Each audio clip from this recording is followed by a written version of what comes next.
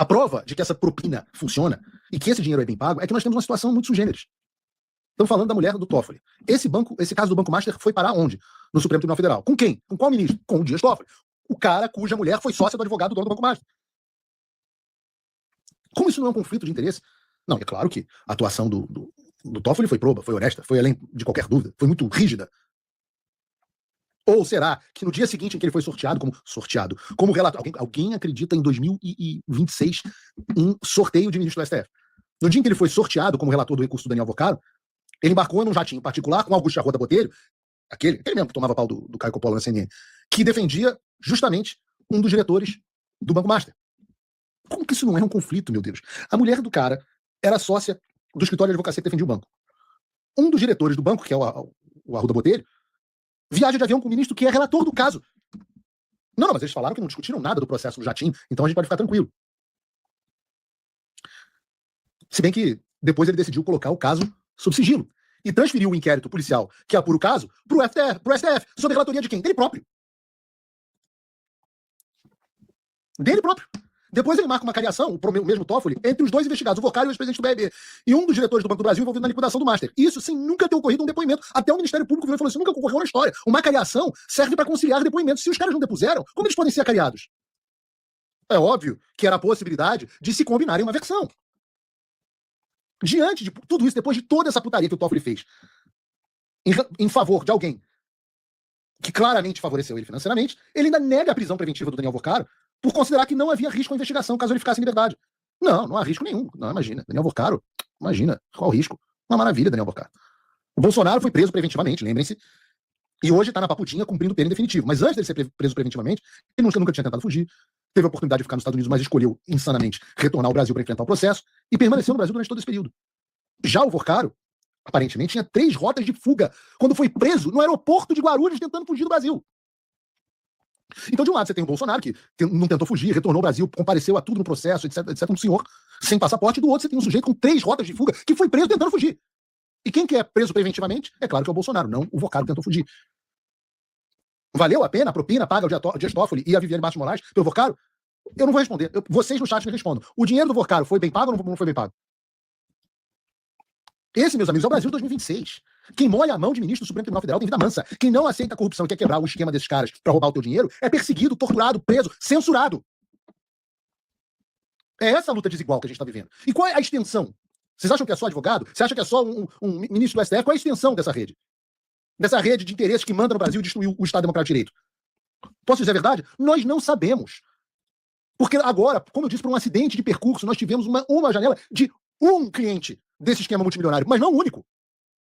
Por exemplo, a Polícia Federal está muito ocupada ainda a velhinhas para prender inquéritos, para serem investigados jornalistas e tal. Mas eu tinha muito interesse em saber quais são as ligações do tráfico de drogas, que é tão protegido pelo Supremo Tribunal Federal, com o próprio Supremo Tribunal Federal e com os círculos de poder da esquerda. O PT a gente chama de Partido dos Traficantes, e não é para menos, né? O que não falta são eventos ligando o PT ao tráfico e ao crime organizado. Só para lembrar alguns, em junho do ano passado, a visita do Lula a uma favela de São Paulo foi articulada com uma ONG ligada ao PCC. Em outubro do ano passado, o Lula disse que os traficantes são vítimas dos usuários de drogas.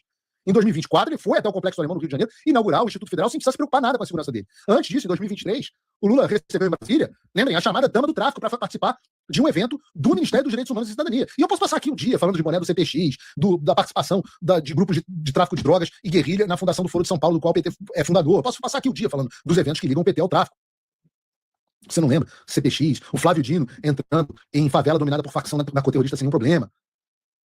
Diante de tudo isso, eu me pergunto quem poderia imaginar que o ex-advogado do PT, o Partido do Tráfico, que foi indicado ao STF pelo Partido do Tráfico, sem nunca ter publicado um livro, nunca ter sido juiz, nunca fez nenhum mestrado, quem poderia imaginar que este advogado indicado pelo Partido do Tráfico e ex-advogado do Partido do Tráfico, que é isso, que era o Dias Toffoli era advogado do Partido do Tráfico, o PT, quem poderia imaginar que Dias Toffoli talvez tivesse ligações com o tráfico?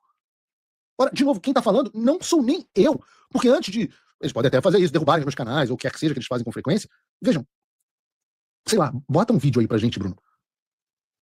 importante em torno do caso Master, em torno das investigações do momento, e o ministro também Dias Toffoli. O ex-executivo da REAG, Silvano Guedes, investigado por suposta lavagem de dinheiro do PCC, foi representante de um fundo na compra de parte da participação dos irmãos do ministro Dias Toffoli do STF no resort Itaiaiá. No contexto aqui, o que aconteceu? Temos, então, Jetson foi sócio executivo da REAG por 9 anos, tanto ele quanto o fundador da empresa, João Carlos Mansur, que a gente viu foi alvo também das operações essa semana, são investigados pela Polícia Federal por atuarem na gestão dos fundos. Ele também participou da transação do resort da família de Toffoli. Assim como Mansur, ele deixou a companhia durante a investigação da Polícia Federal. Documentos da Junta Comercial do Paraná consultados pelo Estadão mostram que Jetson foi representante do fundo Alim, administrado pela REAG na sociedade com empresas dos irmãos e de um primo de Toffoli. Em setembro de 2021, esse fundo comprou metade da participação de 6,6 milhões de reais de José Eugênio e também de José Carlos Dias Toffoli, irmãos do ministro. Aí temos nessa história também o pastor Fabiano Zeca, que é cunhado do dono do Banco Master, Daniel Furcado, que é cotista dos fundos de investimentos leal e também Alim, administrados pela REAG e usados para investir 20 milhões de reais nesse resort. O Alim tornou-se sócio de empresas de familiares do ministro do STF que controlam o resort. Vejam que loucura, né? Porque é confuso. Mas uma pessoa investigada por lavagem de dinheiro no PCC, que é a maior organização criminosa do Brasil, foi quem fez a ponte entre uma gestora de investimentos e a família dos Dias Toffoli, para comprarem um resort da família, o Itaiaiá. Essa pessoa, o Silvano Guedes, é investigada por uma suposta participação em fundos de investimentos criado pelo REAG, que administrava o resort da família Toffoli para dar aparência de legalidade ao dinheiro lavado do PCC. Ou seja, em tese, esses caras adquiriram propriedades com o único e exclusivo intuito de lavar dinheiro para a maior organização criminosa do Brasil. Em setembro de 2021, 2 desses fundos administrados pelo REAG, para lavar dinheiro do PCC, repito, compraram o quê? Uma parte da participação da família do Toffoli no resort. Pagaram 20 milhões de reais. E na época dessa negociação, os 2 fundos do REAG, que compraram parte da participação da família do Toffoli, eram administrados por Fabiano Zetti, que é ninguém mais, ninguém menos do que cunhado de Daniel Boccaro. Pô, não tem como inventar esse troço, cara. O ciclo roda, e são os mesmos caras mamando na teta, é a mesma galera. Daí agora, mais recentemente, as cotas restantes que pertenciam à família do Toffoli foram compradas por um advogado ligado à JBS. Ou seja, a família do Toffoli tinha um resort, vendeu parte da participação deles nesse resort para um fundo que lavava dinheiro para o PCC, depois vendeu o restante para o advogado da JBS. Todo mundo se dando bem, o PCC tendo seu dinheiro lavado, todo mundo se dando bem.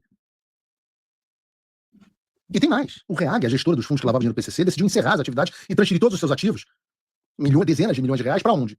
Por uma offshore nas Ilhas Virgens Britânicas. Quem são os proprietários dessa offshore nas Ilhas Virgens Britânicas, se você me pergunta? JBS? Daniel Boccaro?